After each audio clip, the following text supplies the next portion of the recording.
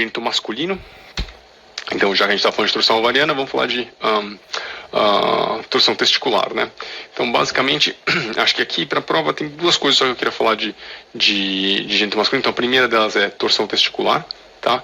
Então, lembrar que existem dois tipos de torção testicular: a intravaginal, que é aquela que acontece em adolescentes, a apresentação aguda, e inicialmente o testículo vai ser homogêneo, tá bom?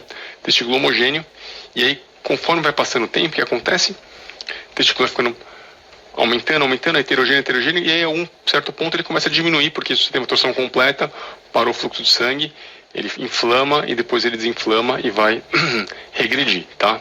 Então, importante saber o que? Inicialmente o testículo pode ser, se for hiperagudo, o testículo pode ser homogêneo, e conforme vai passando o tempo, o testículo vai ficando cada vez mais heterogêneo, e isso vai falando também da viabilidade de distorção, tá?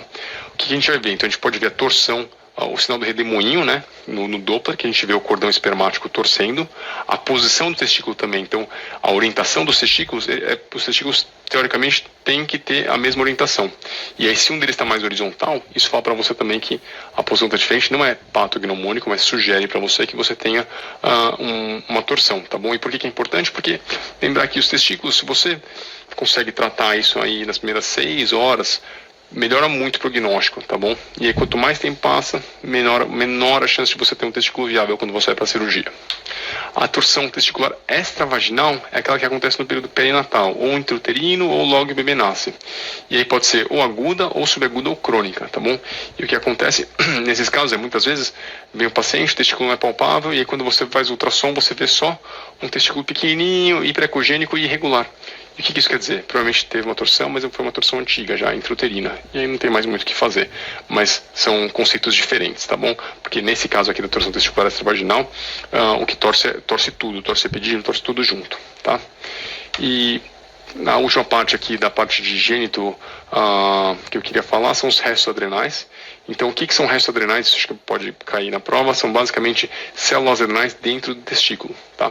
Então, muitos meninos vão ter restos adrenais do testículo. Em pacientes normais isso vai ser assintomático, são algumas células que vão estar lá, não vai aparecer, não vai ter nenhum sintoma.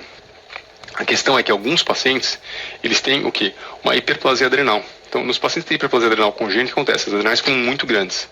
Mas não só as adrenais, como também o tecido adrenal ectópico que está no testículo também acaba ficando muito grande, tá bom?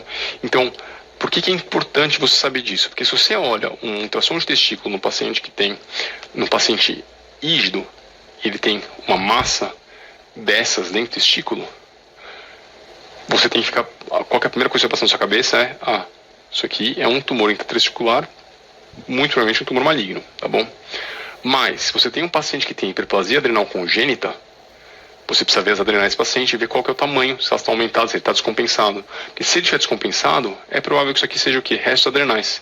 E aí, o que muda? Muda que basicamente você não vai tratar isso aqui, ninguém vai operar isso aqui. Você vai primeiro controlar a hiperplasia adrenal congênita desse paciente, e isso aqui deve encolher junto com as adrenais dele, tá bom? Então não precisa de tratamento específico, né? Não precisa, ninguém vai fazer uma orquiectomia aqui nesse caso, se for num paciente que tem hiperplasia adrenal congênita.